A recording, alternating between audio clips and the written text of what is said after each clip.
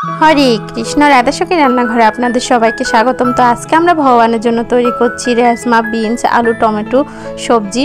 তো এখানে রাজমা নিয়েছি, বিনস নিয়েছি, আলু নিয়েছি, টমেটো নিয়েছি, ওগুলো আমি সুন্দর করে কেটে ধুয়ে নিয়েছি।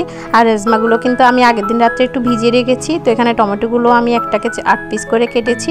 তো এবার আমি পাইপ্যানে দিয়ে দিয়েছি সাদা তেল। এতে আমি 1 চামচ আদা কুচি দিয়েছি, তার মধ্যে আমি দিয়ে দিয়েছি 1 চামচ 5 ফোড়ন।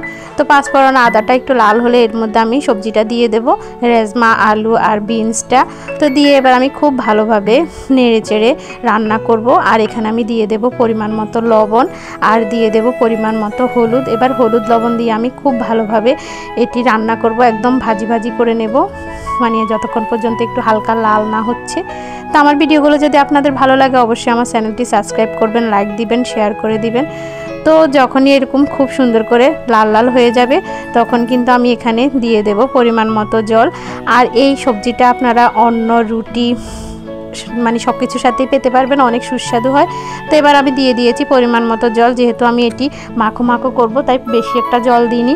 আর দিয়ে দিয়েছি এখানে 1 চামচ জিরার গুঁড়ো।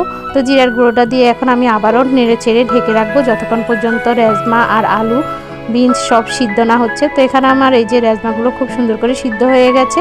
এখন আমি এখানে দিয়ে দেব একটি বোম্বা মরিচ কিংবা নাগা মরিচ যাই বলুন। তো আপনারা চাইলে এটার পরিবর্তে ধনেপাতাও দিতে পারেন, তবে এই মরিচটা দিলে অনেক সুন্দর একটি ফ্লেভার হয়। যারা খেতে পছন্দ করেন এই মরিচ তারা এভাবে রান্না করতে পারেন। তো এই যে আমি কিন্তু পুরোটা কেটে দিইনি, কারণ না হলে বেশি ঝাল হয়ে যাবে, এই কারণে আমি একটু হালকা ভেঙে দিয়েছি যেন শুধু ফ্লেভারটা হয়।